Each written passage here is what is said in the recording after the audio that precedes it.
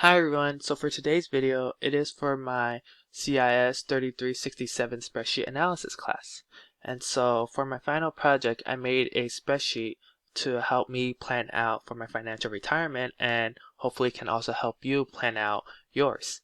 So here, if you look at this table, it's just what I listed what my future earnings would be under the salary column, how much I can save, and then my cumulative savings.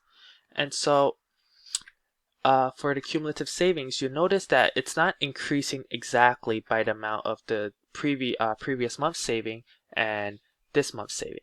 And this is because I incorporated interest into this formula. And so not just any bank account interest, but like the stock market interest. In order to calculate the cumulative savings, I use this formula down here called the future value of a growing annuity formula. And so I use this particular formula is because of like two important variables. One is that your income, I built into the assumptions that your income will grow at a certain rate. So you're not going to be making this specific salary, your starting salary forever, right? And so it's also another thing to take into account is the inflation adjusted returns of the stock market. So this is my like primary assumptions, like where most of your savings money would go, because interest accounts, they don't offer much savings, interest anymore, to be honest. So, and from here, well, another thing to keep in mind is the number of periods, which is how long like your money is growing, which I've also put here in the levers table. And so using this formula, I'm able to calculate how much I will have in my savings account plus investment account in total, based off of like what year I decide to retire. So hypothetically, I decide to retire at 30 years old, I'll only have $69,000 in my bank account, which to be honest really isn't a lot. And so, but however, if I do decide to retire, let's just say 50 years old, I would have around $715,000 in my bank account.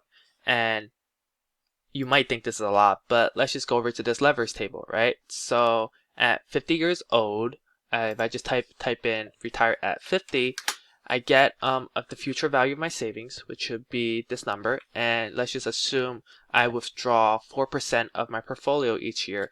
I'll only get an annual spending of $28,000, which isn't really enough to survive on anymore.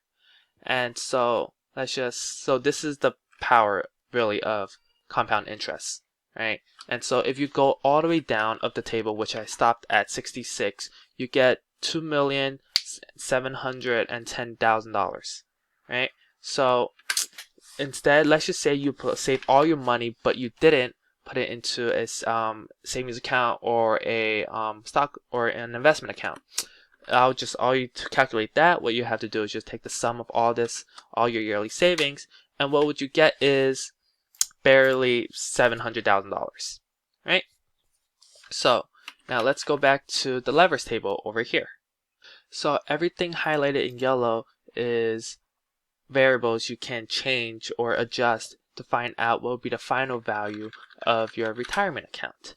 So now let's look at this number right here, inflation adjusted return. So this is the stock market return, but adjusted for inflation.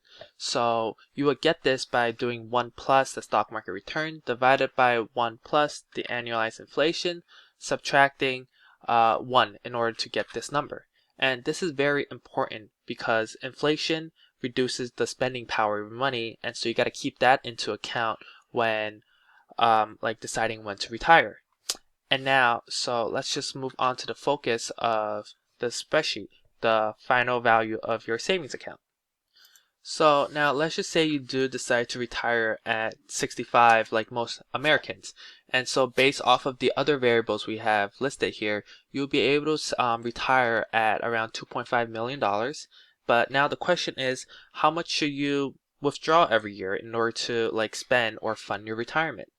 And so for for me, I put the number 4%, and this is the number touted by most finance professionals as what's the safe withdrawal rate to make sure you don't run out of money. And so doing that, you get an annual spending of about $100,000, which is a lot of money, and which is also equates a monthly withdrawal or usage of $8.3 thousand.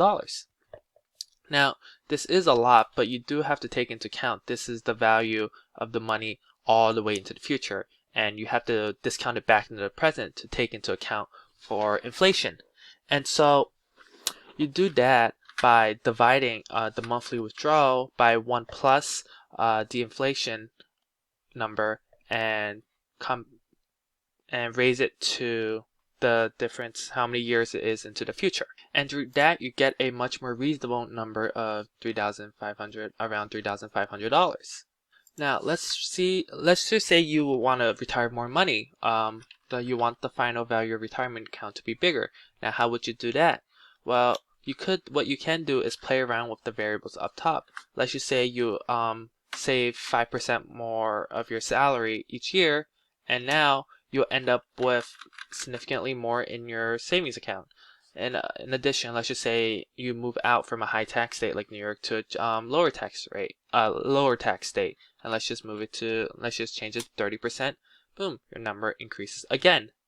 But now let's just say you want to have a specific number. Let's just say you want $5 million as the final value of your savings account.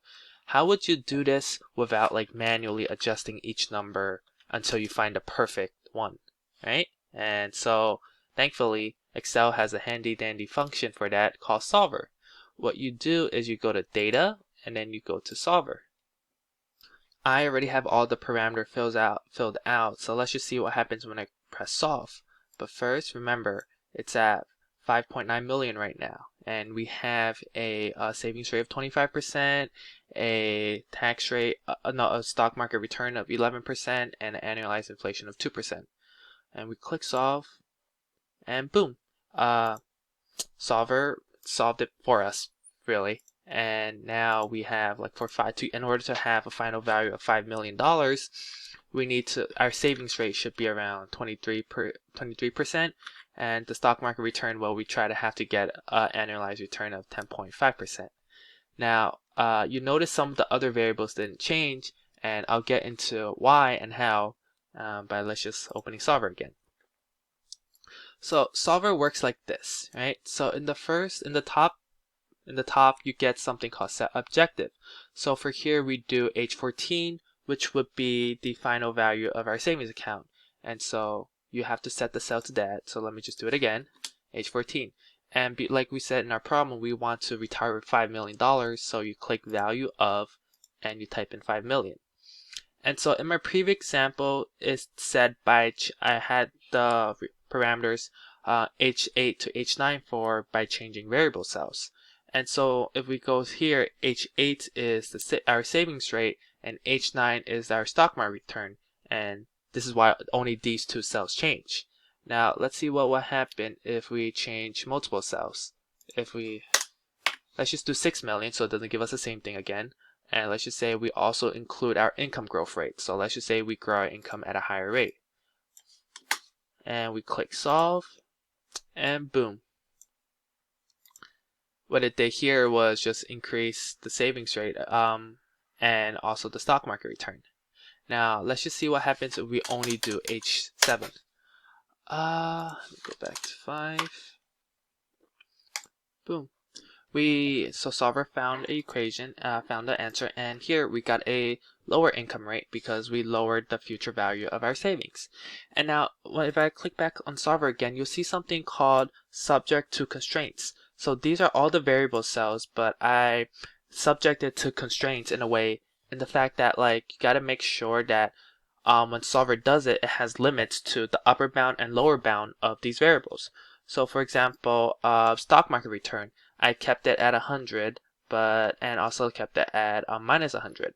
But so something that makes more sense would be saving. I capped it at 50%. Well, because this is what I think, like, it's an aggressive like savings plan, and I kept the minimum at 0 because at the very least I don't want to be taking money out of my savings account, right? So this is the end of my presentation. Thank you everyone for listening, and I hope you all have a great day, right? Rest of the day.